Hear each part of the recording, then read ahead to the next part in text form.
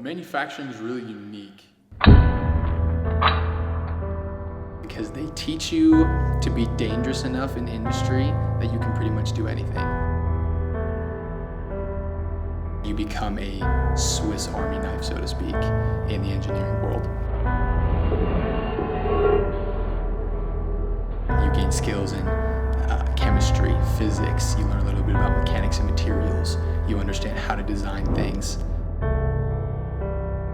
There's one key misconception that people have about manufacturing engineering. It's that we are a lesser engineering. I beg to differ.